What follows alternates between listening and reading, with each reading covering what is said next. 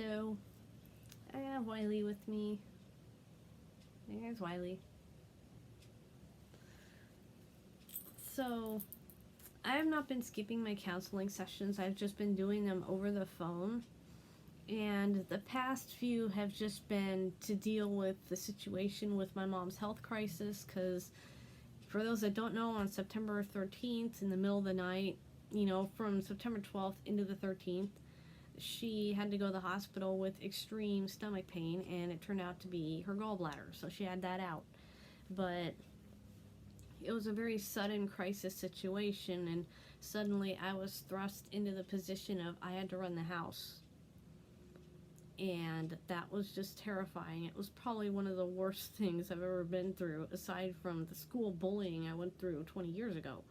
So, because this was unplanned, unexpected, and sudden, and just, it was awful. So, the first couple sessions over the phone with Dr. F have just been just to maintain, my sense of zen, my calm, and just tell her what I've been accomplishing to just kind of, to get my mood more positive, because I was very negative, just very upset, and just angry, and so this time we had an actual, proper session of, serious talk about what's going on in my life. And, in terms of, being an emotional abuse survivor and having anger issues. And I have to let go of fear. And that's hard. And I'm going to try to explain this as much as I can. I don't know if I'll do a very good job, but I'm going to try. And see, when I was a kid, this was my dad and my sister, mostly my dad, but my sister would do it too, is when I was a kid, this was mostly my dad, sorry. When I was a kid, if something happened that was an accident completely out of my control, like let's say I spilled a glass of juice because I tripped and I fell and the juice went all over the floor, just all across the carpet, because that can happen. Or maybe I was trying to bring something and somebody said hurry, so I ran and I dropped it. And it was just an accident. It was completely out of my control, an accident. I would get in trouble for it as if I had done it on purpose. And when I had autism-related issues, I was not diagnosed until I was 15. I'm 39 now. This is 2019. I'm 39. And I was not diagnosed until I was 15, which was 1995. Because girls can't be autistic, apparently. Yes, we can. But since my parents didn't know what the issue was, my dad just thought I just needed to be under strict iron control. So when I would do things that would embarrass him, or I would make mistakes, or do something by accident, or just misbehave because I didn't know there was a proper way to behave, I got in trouble as if I was the bad kid. I would get lectured on what a terrible person I am, and just, when I was a kid, remember, I was a child. I was a child when this was happening to me. And, my meltdowns were treated as temper tantrums and stuff, so, you can imagine that when I was a kid and into my teens, I would have meltdowns that lasted up to 6 hours because my dad would not let me de-escalate and just calm down. Because, pro tip, with a meltdown, if you don't escalate the person, it will probably blow over. Most of the time, it'll be over pretty quick. Most of the time. But if you keep escalating, it will go on and on and on, and it will not stop. It will not stop. And I would have meltdowns for 6 hours when I was a teenager because of this. And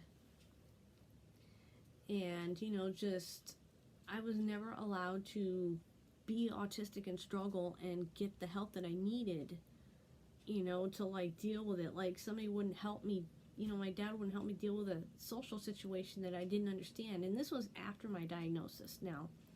When I would come to him because I was having a problem with something, he would, instead of just sympathizing with me and just talking with me about how to deal with it, he would always twist it into how it was my fault and what I must have done to instigate whatever the situation is. And And 99% of the time, it was not my fault. But he taught me to believe that any bad thing that happened to me was my fault. For some reason, I must have done something to make it happen. So, now as an adult, if I make mistakes, I blame myself and I hate myself. If I have an autism-related struggle, even though I know what's happening, there's that inner critic in my mind saying, well, this is because you're just not good enough to fix the situation. And, it's really hard. And nowadays, now that my dad has advanced very far into his Parkinson's disease, to the point to where he's almost total care. He needs help just to get up to go to the bathroom most of the time. Sometimes he can't feed himself. And mostly it depends on where he sits in the house to eat, that either he can or he can't. And he will choose to sit in places where he can't, and then cry that he can't eat his food. And then, he doesn't understand why I'm irritated at him. But, when my dad has a Parkinson's related struggle, people run over to just be like, okay, we know you can't help it. We'll help you fix it. We'll deal with this. And I grew up being told, well, just suck it up and deal with it. Life sucks. That's kind of how it is. So when I see his issues being petted and taken care of, and then mine are just thrown aside, it makes me angry. And when he makes mistakes, people just brush it over, whereas my mistakes were always magnified and pointed out, and I was told what a careless jerk I am. And so there's the part of me that's going, this is not fair. This is not fair. This is not fair. Why is he being excused and I'm the one that gets dumped on?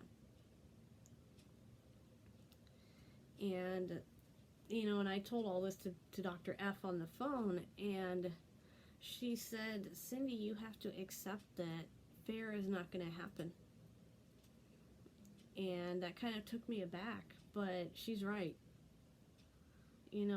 It's an autism thing to want things to be fair. It's like you get $20 and I get 10. It's like, how about we both just have 15? And it's like, and the other person says, no, I get 20, you get 10. It's like, but that's not fair. That's not correct. That's the autism brain wanting things to be correct and level and equal, because equal is kind of an autism thing that it's hard to explain. But if you've experienced it, you know it. You want to be equal and level, and everything is the same and fair and right in your mind. And I have to let that sense of fair go. And as you can imagine, that's really hard, because just the way I grew up, I was taught that if I do something wrong, I'm a bad person. And I'm starting to get over it, but the thing is that when things happen, like, let's say I can't make an appointment that I had set up with you. Let's say we were going to go to the mall, and something came up and I can't go. I would call you up and say, I was supposed to go to the mall, but I'm sorry, I can't. This crap came up, and I can't go to the mall because I have to deal with this utter crap. It's just ridiculous, and I'm so sorry that I'm bailing on you. I'm the worst person ever. And I feel like a terrible person. And it's like, I am talking to you the way I feel like I deserve to be talked to, which is with anger. And then the other person will be like, well, okay, it's no big deal. Why are you so upset? And so I feel like my childhood has been a gaslight, because I was taught if I make mistakes, people are going to get angry at me. So I just act angry and upset to show that I care, that I am bailing on this plan that we made because it's something you cared about. So I try to show that I'm upset that I have to do it, to show that I really wanted to do it. But then people are like, but it was no big deal. So, why are you so upset? And it's like, that's where the part of my brain goes, that's not fair, because everybody else can just let these things go and I can't. And then I have to do the forgiveness thing, which I've had to learn in my first session, which is, or first or second. But I have to learn to forgive myself for those things. But it's hard to let go of fair. And that's what I have to do. And it's complicated. And it's hard. And I'm not sure I'm even articulating this properly, and that's kind of frustrating me too right now. But, you know, when you've been abused, fair becomes very skewed in your mind. And untangling that is the hardest thing you're ever going to do. And I'm starting to do that now, and I'm realizing how difficult it is. It's like a knot that the more you untie it, the tighter it gets. And you just, every time you pull another loop out, you find more. And, you know, I don't know what's at the middle of this knot, and I'm kind of scared to find out. But if I don't, it's going to kill me inside. So I have to exercise this thing out of me. Exorcise, as in, like The Exorcist, exorcise with an O instead of an exercise like jumping jacks. I have to exorcise this thing from me. And that's where I am now. I have to learn to let go of fair. That's scary. It's hard, but I have to work on that. I have to untie that. And that's where we are. So, yeah, counseling. Still doing it.